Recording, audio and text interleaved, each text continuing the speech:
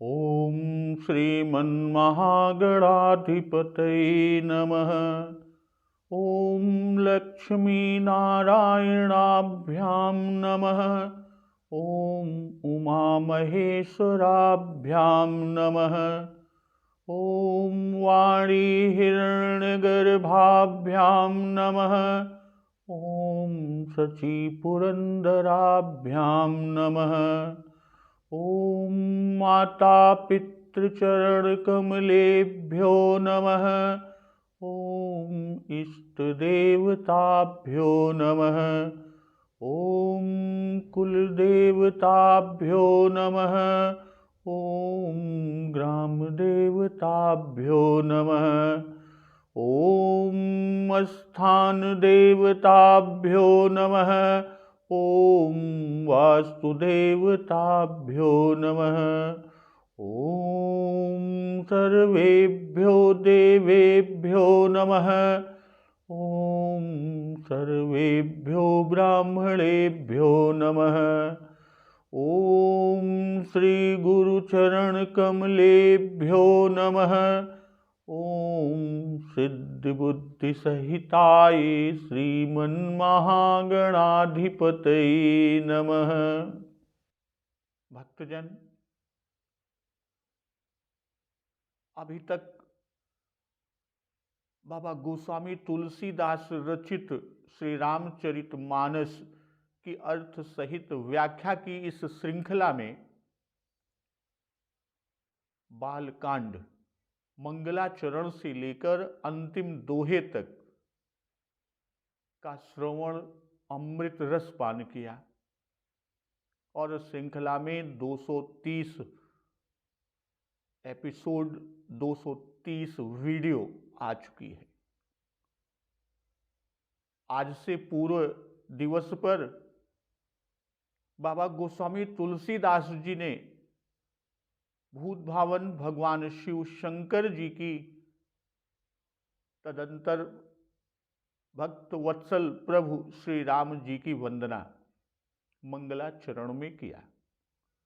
तो आज का प्रसंग अयोध्या कांड, बाबा गोस्वामी तुलसीदास रचित श्री रामचरितमानस के सप्त सोपान का दूसरा सोपान अयोध्या कांड के पहले दोहे से चलते हैं। जब ते राम ब्याही घर आए, नित नव मंगल मोद बधाई। जब से भक्त वत्सल प्रभु श्री रामचंद्र जी ब्याह करके घर आए, तब से नित्य नए नए मंगल आनंद उत्सव हो रहे हैं। तो यह प्रसंग विवाहांतर की है। नित्य नव मंगल यानी मंगल हो रहे हैं और उससे तज्जनित मोद हुआ और तज्जनित बधाई होने लगी। विवाह के पश्चात उत्साह है, जैसे कि देवी पूजन, कंकण मोचन, गंगा पूजन, श्री रंगदेव पूजन, वे सब हो रहे हैं और ये सब मंगल है। कि सुदिन सोधिकल कंकन छोरे, मंगल मोद विनोद न थोरे। नित्य नव सुख, भाई नित्य नवीन मंगल के उत्सव होने से नित्य नवीन मोद आनंद होता है और नित्य नवीन बधाइयां बजती हैं, क्योंकि माताओं ने जिन जिन देवों और पितृ की मन्नत मानी थी, मान्यता मानी थी, उनके अनुकूल दुल्हने मिले तो हम यह पूजा चढ़ावेंगी, यानी मन्नत को पूरा करेंगी और मनोरथ सिद्ध हो गया। इसीलिए देव पितर पूजे विधिनी की, पूजी सकल कामना जी की। अब उन देवताओं की पूजा बड़े उत्साह से नित्य हो रही है। बालकांड में बाबा गोस्वामी तुलसीदास जी ने जो मानक का रूपक बांधा कि ग्रंथ के सप्त कांडों को मानस सर के सप्त सोपान यानी सप्त सीढ़ियां, 7 सीढ़ियां कहे कि सप्त प्रबंध सुभग सोपाना।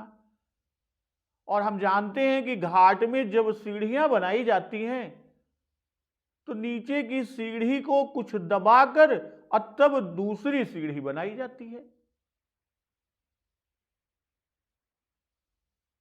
और बालकांड के 360 दोहे के बाद जो उल्लेख कि आए ब्याहि राम घर जब ते बसई आनंद अवध सब तब ते,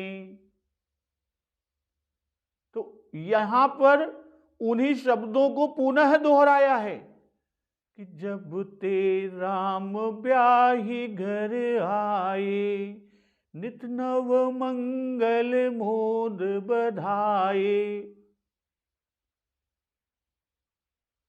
भाई 360 दोहे के बाद यानी बालकांड के अंतिम 361वें दोहे में कि आए ब्याहि राम घर जब ते, और उसी में शब्दों को करके कि जब ते राम ब्याहि घर आए, तो इस प्रकार अयोध्या कांड का संबंध, उसका जोड़ बालकांड से बाबा गोस्वामी तुलसीदास जी ने मिलाया।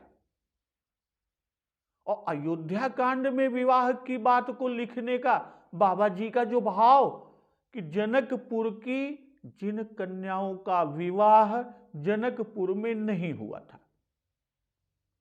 तो उनके विवाह बारात के लौटने पर अवध में हुए, यह बात किसी किसी रामायण में लिखी है। यहां बाबा गोस्वामी तुलसीदास जी कह रहे हैं कि 7 कांडों 7 सोपानों से इस सोपान की रचना अति विचित्र और अनूठी है। अब शुरू किए हैं कि जब ते, यहां लोग शंका करते हैं कि क्या विवाह करके घर आने के पहले यहां मोद और मंगल न थे।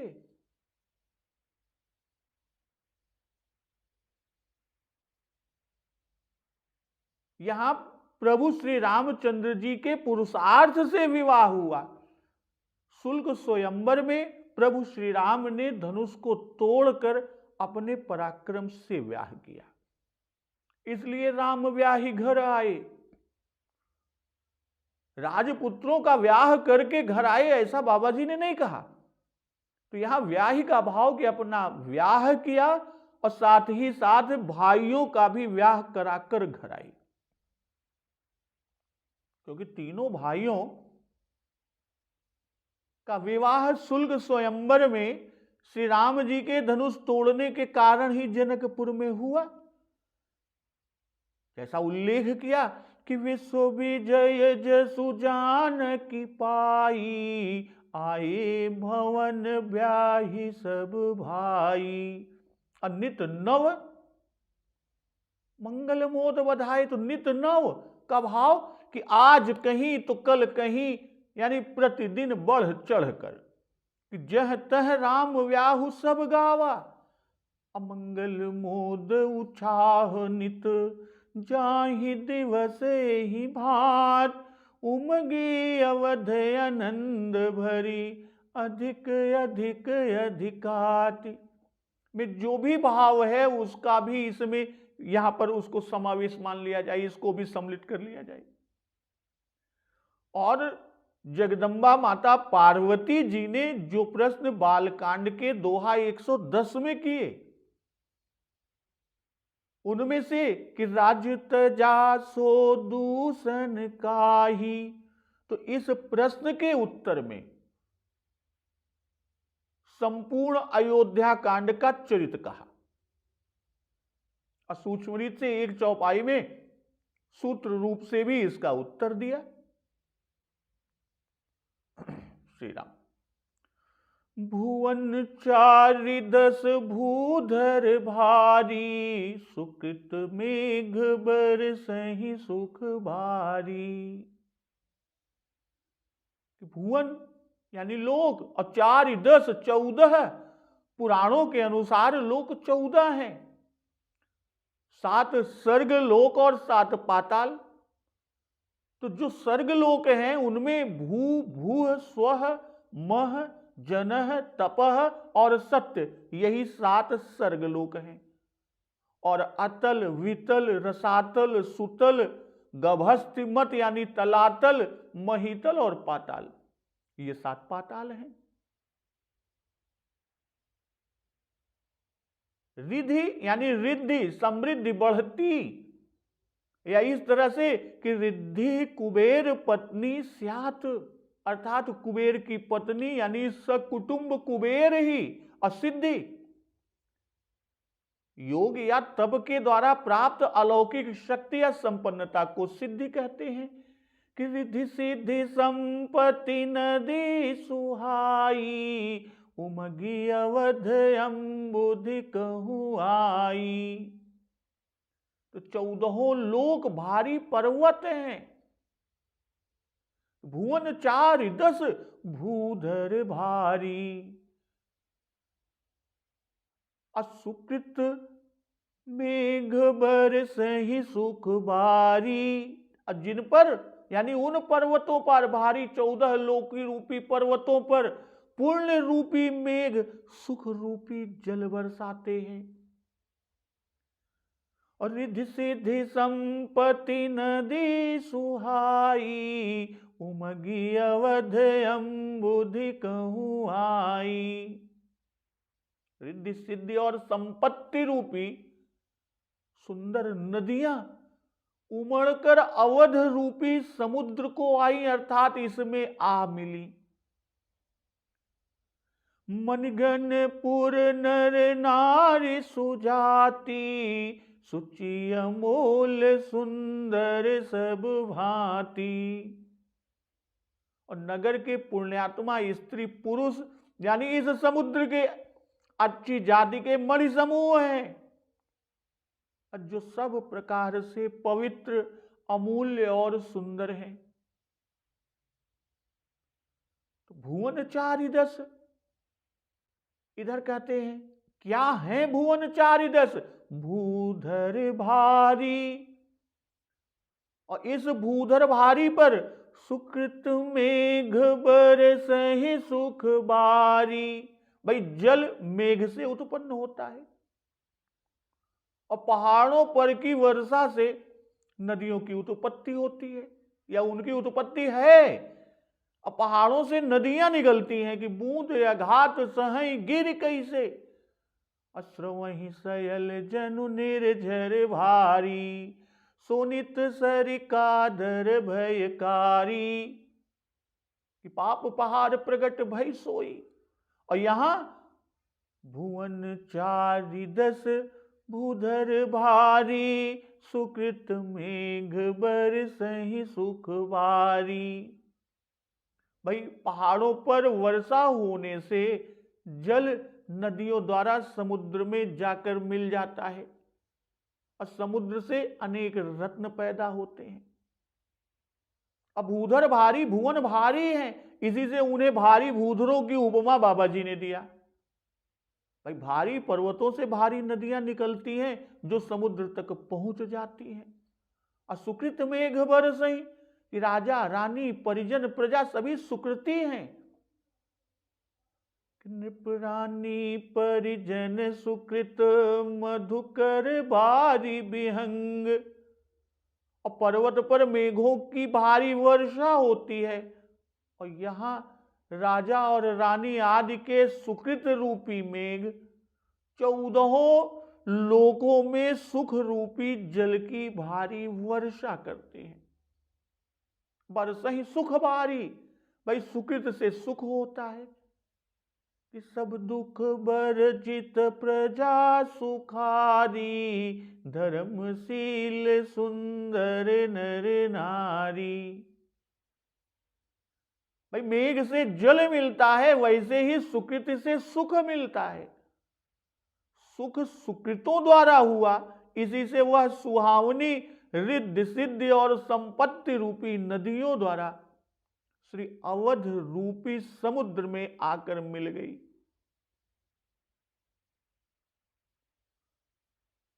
शुरू में कि जब ते राम व्याही घरे आए, तब ते कहकर कि व्याह में तो पुण्य हुआ ही था, घर आने पर भी भारी पुण्य हुए, और उसी सुकृति से सब भुवन सुख से भर गए। भाई नदी की उत्पत्ति पर्वत से है। नदी की उत्पत्ति कहां होती है? नदी की उत्पत्ति पर्वत से है, पर उमग मेघों की वर्षा से ही होती है, इसी से पर्वत और मेघ दोनों कहे। और जब उमग होती है, रिद्धि सिद्धि संपत्ति नदी सुहाई, उमगी अवध अम्बुधि कहूं आई। जैसे समुद्र के ही जल से मेघ बनते हैं, और वर्षा होने पर वही जल नदियों के द्वारा पुनः फिर से समुद्र में आकर प्राप्त हो जाते हैं, समुद्र में आकर मिल जाते हैं। तो श्री अयोध्या जी के सुकृतों से 14 भुवनों में सुख की वृष्टि हुई। अब फिर वही सुख रिद्धि सिद्धि और संपत्ति रूपी नदियों द्वारा अवध में आकर प्राप्त हुआ, अवध में आकर मिल गया। क्योंकि जहां सुकृत होता है वहीं सुख कर दौड़ा कर आ जाता है। रिद्धि सिद्धि और निधियां 14 भुवनों का सुख लेकर अवध में साक्षात आई है कि सिद्धि सब सिया यसुअकनी, गई जहां जनवास, लिए संपदा सकल सुख, सुरपुर भोग विलास। तब से वे साथ हैं, और अब तो इनकी स्वामिनी भी माता सीता जी भी यही हैं। रमानाथ जय राजा, सोपुर बरनी की जाई, अनमादिक सुख संपदा, रही अवध सब छाई। उत्तरकांड में उल्लेख। तो रिद्धि सिद्धि आदि के आने का हेतु, उसका कारण यह है कि सबको विवाह के उत्सव को देखने की लालसा है। मंगल सगुन मनोहरताई, रिद्धि सिद्धि सुख संपदा सुहाई, जनु चाह सब सहज सुहाए, तनु धरि धरि दशरथ गृह आए। देखन हेतु राम भय देहि, कहु लाल साहो न केही। तो रिद्धि सिद्धि संपत्ति नदी सुहाई। तो नदी सुहाई कि रिद्धि सिद्धि और संपत्ति चल हैं, यानी चलायमान है, स्थिर रहने वाली नहीं है। आज कहीं है तो कल कहीं। इसी से इनसे नदी का रूपक बाबा गोस्वामी तुलसीदास जी ने बांधा। और जैसा उल्लेख कि राम विमुख संपत्ति प्रभुताई, जाई रही पाई बिनु पाई, सजल मूल जिन्ह सरितन नाही, बरसी गए पुनि तबहि सुखाही। भाई अयोध्या जी की संपत्ति तो अचल है, इसीलिए उसे समुद्र के रूपक से बाबा गोस्वामी तुलसीदास जी ने बांधा। नदियां समुद्र में मिलने से अचल हो जाती हैं, अन्यत्र वे चल यानी अस्थिर रहती हैं। और अवध रूपी समुद्र में संगम होने से सब रिद्धि सिद्धि संपत्ति यही छा गई और अचल होकर रह गई। जो पहले चलायमान थी, चल थी, अब यहां आकर मिलने पर अचल होकर रह गई। समुद्र के भीतर मणिगण अचल हैं, वैसे ही अवधवासी अयोध्यापुरी को छोड़ने की इच्छा नहीं करते, अवध त्याग करने के विषय में जड़ हैं। और यहां सुहाई का भाव कि रिद्धि सिद्धि संपत्ति नदी सुहाई, तो सुहाई कहने का भाव कि अवध वासियों की संपत्ति सुकृति से प्राप्त हुई है। अधर्म में संपत्ति सुहाई नहीं होती। जैसे रावण की संपत्ति लूट मार की थी, लूट मार कर सताकर जीवों को दुखाकर उसने संपत्ति बटोरी रावण ने। इसी से उसके संबंध में कहा कि रावण ने पीट कर सताकर संपत्ति प्राप्त की थी, किंतु यहां अयोध्या वासियों के यहां संपत्ति अपने आप से आई। तो नदी की बाढ़ वास्तव में भयानक होती है कि पाप पहाड़ प्रगट भई सोई, भरी क्रोध जल जाई न जेओई। और दूसरी तरफ कि श्रवहि शैल जनु निर्झर भारी, सोनित सरिकादर भयकारी। किंतु यह नदी भयानक नहीं है बल्कि सुहाई है। क्यों? क्योंकि रिद्धि सिद्धि संपत्ति सबको सुंदर लगती हैं। भाई जी दुखाकर बटोरी हुई संपत्ति किसी जी को दुख देकर उसे परेशान कर कोई संपत्ति यदि इकट्ठा करता है, बटोरता है, तो वह असुहावनी होती है। और ऐसी संपत्ति रूपी नदी भयावनी होती है, वह अपने साथ सब कुछ बहाकर लेकर चली जाती है। और यहां बता रहे हैं कि रिद्धि सिद्धि संपत्ति रूपी नदी उमगी अवध अम्बुधि कहूं आई। भाई अवध को अम्बुधि कहने के पीछे के कई भाव हैं। जैसे कि समुद्र स्वयं पूर्ण है, वह नदियों के जल की अपेक्षा नहीं करता, वैसे ही अयोध्या सब संपत्ति से भरी है। उसे रिद्धि सिद्धि संपत्ति की किंचित भी अपेक्षा नहीं है कि जिम सरिता सागर मह जाही, यद्यपि ताहि कामना नाही। तिम सुख संपत्ति बिनहि बोलाए, धर्मशील पहि जाहि सुभाए।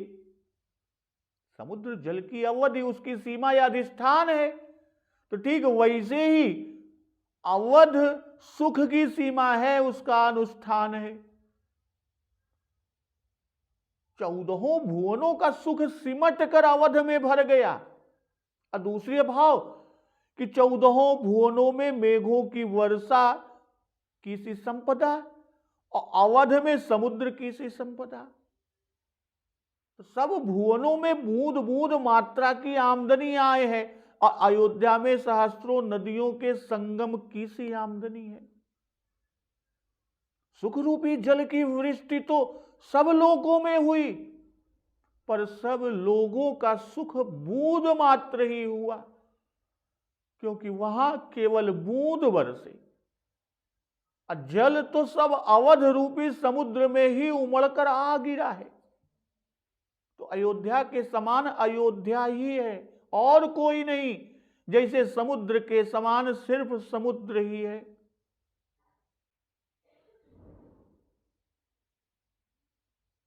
जैसे समुद्र एक रस अचल है, कभी घटता नहीं, ठीक वैसे ही अयोध्या की संपत्ति भी अचल है।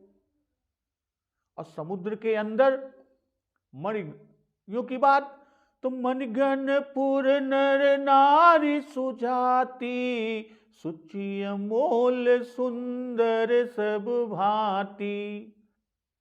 भाई पुर नर नारी को मणिगण कहने या ये कहकर बाबा गोस्वामी तुलसीदास जी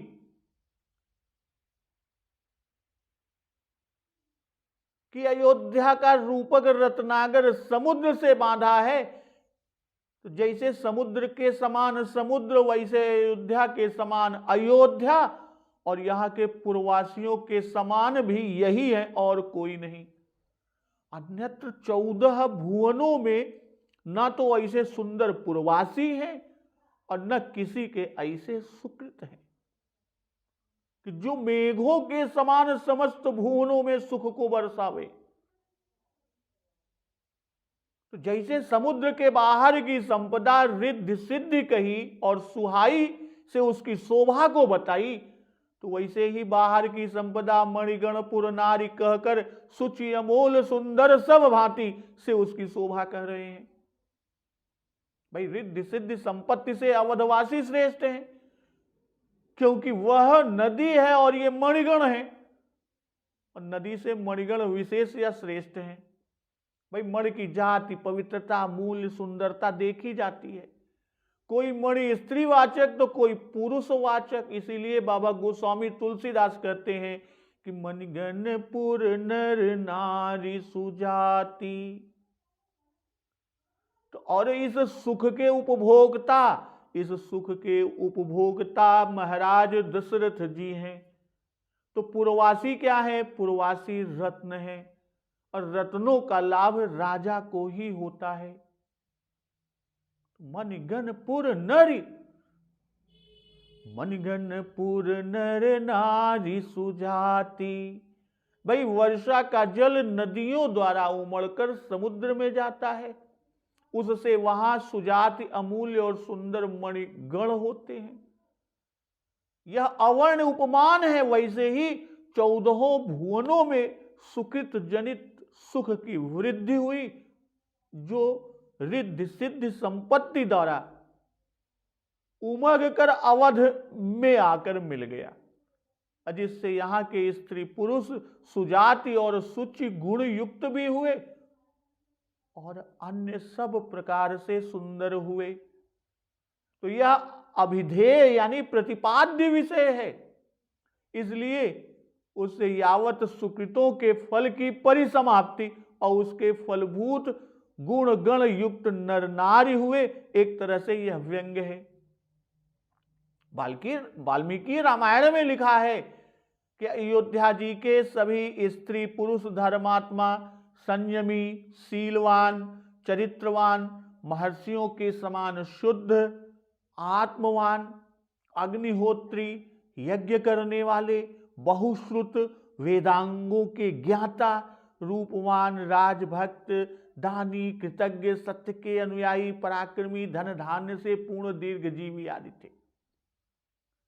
ऐसा उल्लेख कि सर्वे नराश्च नार्यश्च धर्मशीलाः सुसंयुताः मुदिताः शीलवृत्ताभ्यां महर्षय इवामलाः कृतज्ञाश्च वदान्याश्च शूरा विक्रम संयुताः दीर्घायुको नराः सर्वे धर्मं सत्यम च संश्रिताः। वाल्मीकि रामायण में उल्लिखित है। तो पूर्व नर नारियों के विषय में जो यहां पर कहे, उत्तर कांड में भी उल्लेख उसी तरह कि राम भगति रत नर अरु नारी सकल परम गति के अधिकारी अल्पमृत्यु नहीं कवनिव पीरा सब सुंदर सब बिरुज शरीरा नहीं दरिद्र को दुखी न दीना नहीं को अबुध न लक्षण हीना। श्री राम। सब निर्दम्भ धर्म रत पूनी नर अरु नारी चतुर सब गुनी।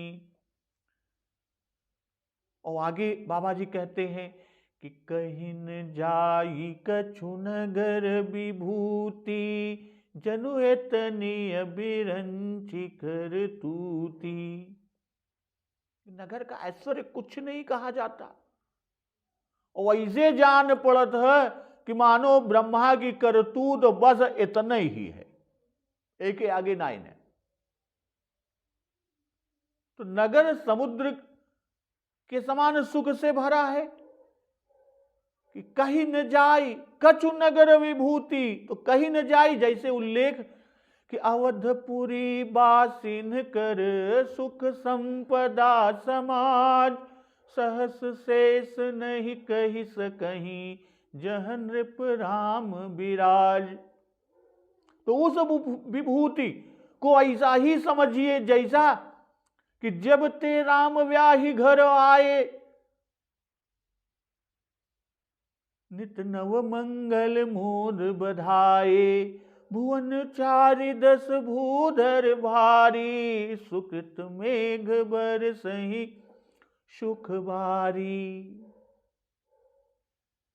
रिद्धि सिद्धि संपत्ति नदी सुहाई, उमगी अवध अम्बुधि कहूँ आई। मणिगणपुर नर नारी सुजाति, सुचि अमोल सुंदर सब भांति। कहीं न जाई कछु नगर विभूति, जनु एतनीय बिरंच कर तूती। सब विधि सब पुर लोग सुखारी, रामचंद्र मुख चंदु निहारी। कि जैसे यहां तक कहा उस विभूति को ऐसे ही मानना कि जनु इतनी विरंच कर तूती। भाई रिद्धि सिद्धि संपत्ति विधि की रची हुई है और नगर साक्षात साकेत है, विधि निर्मित नहीं है, इसी से विधि की करनी नगर में नहीं कही। भाई अयोध्या विभूति की सीमा है, उसकी अवधि है और सुख की अवधि है, और उसका ऐश्वर्य ब्रह्मा की करतूत की अवधि है। तो नगर की रिद्धि सिद्धि संपत्ति स्त्री पुरुष सभी विभूति से दिखा रहे हैं।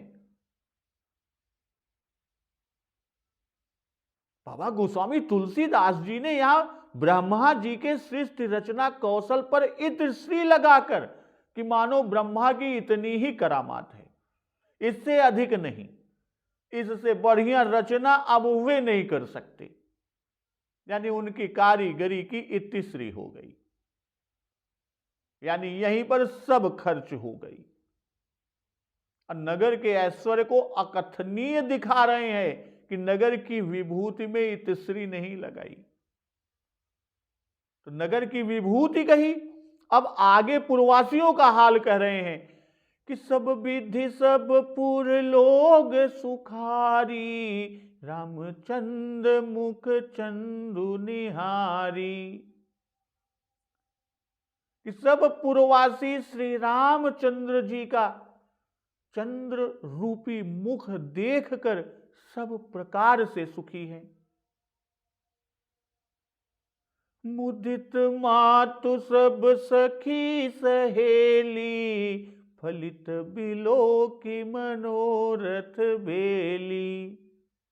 और सब माताएं और उनकी सखी सहेलियां मनोरथ रूपी बेली को फली हुई देखकर आनंदित हैं। राम रूप गुणशील सुभाऊ, प्रमुदित होई देखि सुनि राऊ।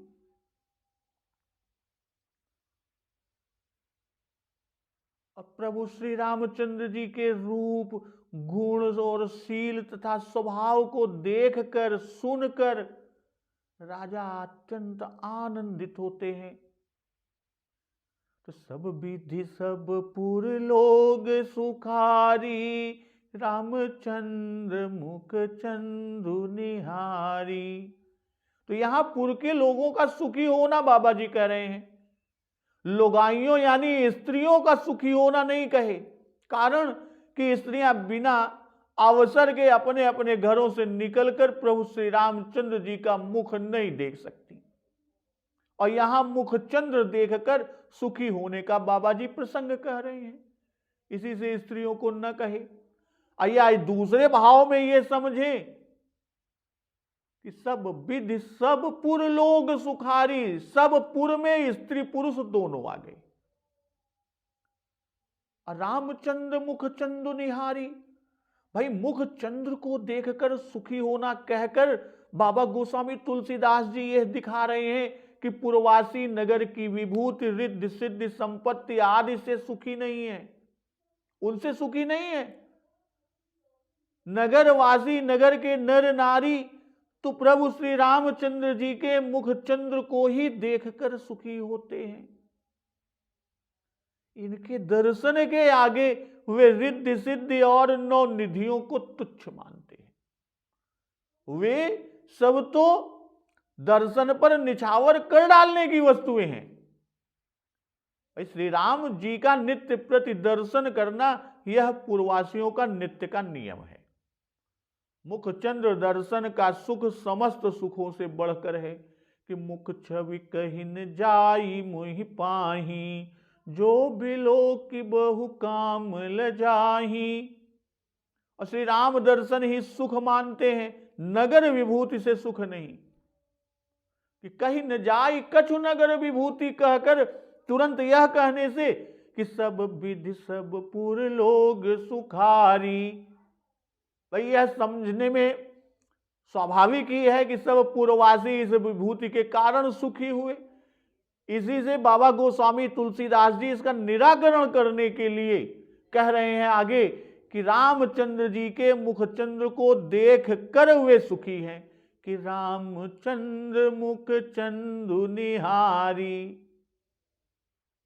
और सुखारी कि रिद्धि सिद्धि संपत्ति का लौकिक सब सुख होने पर भी वे प्रभु यानी नगरवासी, नगर के नर नारी प्रभु श्री राम दर्शन से ही सुखी होते हैं। भाई सब पूर्ववासियों को नगर की विभूति में बाबा जी की ना आए कि मणिगणपुर नर नारी सुजाति, और श्री राम जी को नगर विभूति नहीं कहे। क्यों? क्योंकि ये उनकी विभूति नहीं, किंतु उसके और उसकी विभूति के पति हैं, उनके स्वामी हैं। भाई अवधवासियों को स्वार्थ और परमार्थ दोनों की प्राप्ति दिखाई। विरंच की करतूत की सीमा ऐसी विभूति पूर्ववासियों को प्राप्त है, यह स्वार्थ की प्राप्ति है। रामचंद्र मुख चंद्र निहारी, यह परमार्थ की प्राप्ति। जैसा कहा है कि राम ब्रह्म परमार्थ रूपा, पहले स्वार्थ की अवधि कही थी, अब परमार्थ की कही। अवधवासियों के निकट उनके समक्ष सामान्य है, परमार्थ विशेष है। यह बात वन यात्रा के समय स्पष्ट दिखाई पड़ी। तो फिर यहां एक बात होती है कि विभूति के भोग से ताप होना चाहिए कि भोगे रोग भयम सुखे दुख भयम। 14 अनर्थ कहे गए, वे अवधवासियों को नहीं होते, उनका भय इनको नहीं, क्योंकि श्री रामचंद्र जी के दर्शन से त्रिताप रह ही नहीं सकता। बदन मयंक ताप त्रय मोचन, तो इनको तो ताप दर्शन न मिलने से ही होता है। तो श्री रघुनाथ जी के विश्वामित्र के संग चले जाने पर पूर्ववासियों को सब तरह का दुख था, जो कि अब मिट गया है। पुरलोग सुखारी और रामचंद्र मुख चंदु। तो चंद्रमा को देखकर समुद्र अपने परिकर यानी तरंगमाल द्वारा अपना हर्ष दर्शाता है, हर्ष दिखाता है। जैसे ही समुद्र पूर्ण चंद्रमा को देखता है तो वो तरंगमाल अपनी ज्वार और भाटा की जो बात करते हैं वो लहरें ऊपर की ओर उछालता है, वैसे ही श्री रामचंद्र जी का मुख चंद्र देखकर अवध या अयोध्यापुरी के पूर्ववासियों द्वारा अपना हर्ष दिखा रहा है, दर्शा रहा है। मुख चंद्र देखकर सुखी रहते हैं। तो यह कहने से एक संदेह होता है कि मुख मात्र में ही सिर्फ आह्लाद है, शेष अंग आह्लाद कारक नहीं है। इसलिए यहां राम के साथ भी चंद पद बाबा जी ने देकर यह दिखाया कि सभी अंग आह्लाद कारक है। कि रामचंद्र जी का मुख चंद्र देख सुखी होना कहकर इनको सर्वदूषण रहित दिखाया, बताया। समुद्र पूर्ण चंद्र को देखकर विशेष तरंगित होता है, समस्त नदियों का जल पाकर भी वह वैसा ही तरंगित नहीं होता। यहां नगर भर का आह्लादित होना कहा, कि सब विधि सब पुर लोग सुखारी, इनको सदा सुखों की उमंग रहती है। यह रामचंद्र जी के मुखचंद्र को देखकर सदा आह्लादित रहते हैं। समुद्र को सदा यह अवसर प्राप्त नहीं, वह केवल पूर्ण चंद्र को देखकर ही आह्लादित होता है। मुदित मातु सब सखी सहेली, फलित बिलो की मनोरथ बेली। भाई बाहर का हाल कहकर अब अंतःपुर का हाल बाबा गोस्वामी तुलसीदास जी कह रहे हैं। पहले पुरवासियों का आनंद कहकर अब माताओं यानी रानियों का सुख कह रहे हैं, और इसके बाद पिता का सुख भी कहेंगे। तो माता यानी रानियां, माताओं से नीचे उनकी सखी और सखी से नीचे उनकी सहेली, तो उसी क्रम से कहते हैं। तो यहां पर सखी और सहेली की जब हम बात करते हैं तो सखी यानी सहचरी या संगनी, साहित्य के ग्रंथों के अनुसार वह स्त्री जो नायिका के साथ रहती हो और जिससे वह अपनी कोई बात न छिपा रहे हो, कोई भी बात न छिपावे। तो सखी का 4 प्रकार का कार्य होता है, मंडन, शिक्षा, उपालंब और परिहास। और सखी को यदि हम कहें तो सधन ख्या यानी स बराबर और ख्या माने कहलाना, तो बराबरी वाली संगिनी। रघुवंश में कहा है कि समान शीलम व्यसनेषु सख्यम, अर्थात एक से स्वभाव झुकाव वाली आपस में सखी कहलाती हैं। और वहीं जब सहेली सधन एली प्रत्यय लगा है सह में, साथ में रहने वाली संगिनी, अनुचरी, परिचारिका। तो सखी पूज्य मित्राणी और सहेली उससे न्यून है, इसमें सेवकनी का भाव भी होता है। तो वहीं पर यहां बाबा गोस्वामी तुलसीदास जी ने लिखा कि मुदित मातु सब सखी सहेली, फलित बिलो की मनोरथ बेली। भाई मनोरथ सुफल हुए यह देखकर मुदित हैं, प्रसन्न हैं, आनंदित हैं, अर्थात जितनी भी कामनाएं थी वे सब पूर्ण हुई। और मनोरथ क्या था? मनोरथ यह था कि पुत्रों का विवाह हो जाए, उनके अनुरूप योग्य दुल्हनें मिल जाएं, कुल अच्छा मिले, और यह सब उनके मनोरथ पूर्ण हुए। भाई पुत्र वधियों की प्राप्ति ही मनोरथ का फलयुक्त होना है। अब मनोरथ बेली, मनोरथ को बेली कहा क्योंकि मनोरथ माताओं यानी स्त्रियों आदि का है और स्त्रियों यानी बहुओं की प्राप्ति का है। अब बेली दूसरे के आश्रय से बढ़ती है, फूलती है, फलती है। इसी तरह इनके मनोरथ देव और देवताओं की मान मान्यता मन्नतों के आश्रित होकर फलित हुई। इन्होंने मनोरथ की पूर्ति के लिए बहुत सी मन्नतें मानी थी कि देव पितर पूजे विधिनी की, पूजी सकल वासना जी की। इसलिए मनोरथ को बेली बाबा जी ने कहा। तो राम रूप गुणशील सुभाऊ, प्रमुदित होई देख सुनिराऊ। तो ये सब बातें चारों भाइयों में है, पर श्री राम जी का रूप गुणशील सबसे अधिक है कि चारिऊ शील रूप गुण धामा, तदपि अधिक सुख सागर रामा।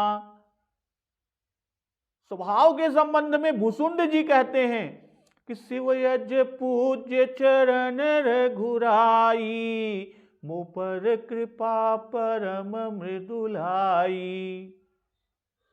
अस सुभाऊ कहु सुनहु न देखऊं, कही खगेश रघुपति सम लेखऊं।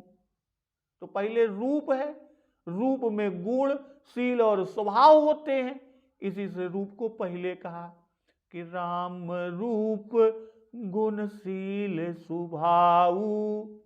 और आगे कहते हैं कि प्रमुदित होई देखि सुनि राऊ। भाई रूप आदि देखकर सभी प्रसन्न होते हैं कि भय सब सुखी देख दो भ्राता। और उत्तरकांड में कि प्रभु शोभा सुख जान ही नयना, कह कि मिस कहते नहीं नहीं न बयना।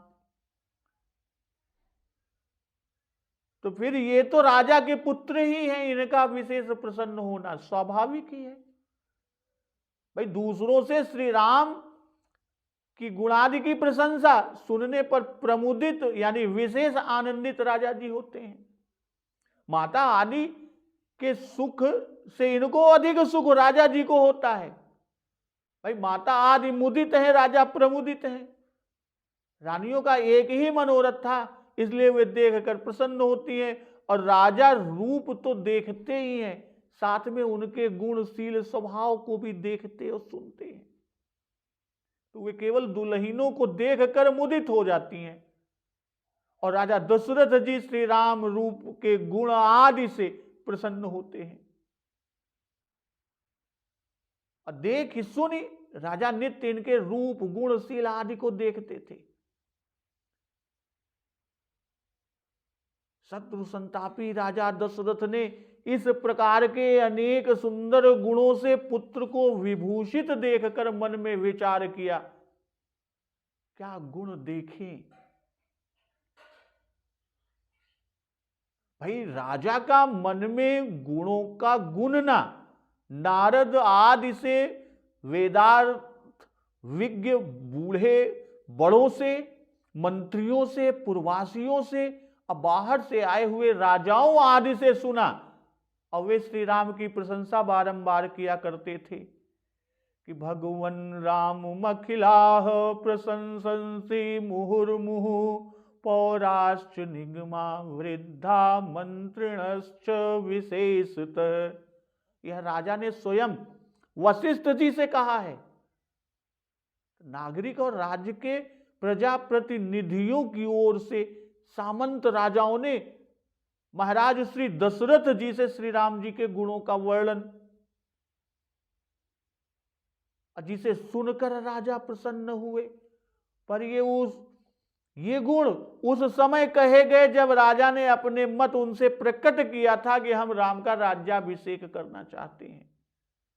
तो सबके उर अभिलाषुअस कहि मनाई महेश, आपू अछत जुबराज पद राम ही देव नरेश। तो सबके हृदय में ऐसी अभिलाषा है और सब महादेव जी को मनाकर प्रार्थना करके कहते हैं कि राजा अपने जीते जी श्री रामचंद्र जी को युवराज पद दे दें।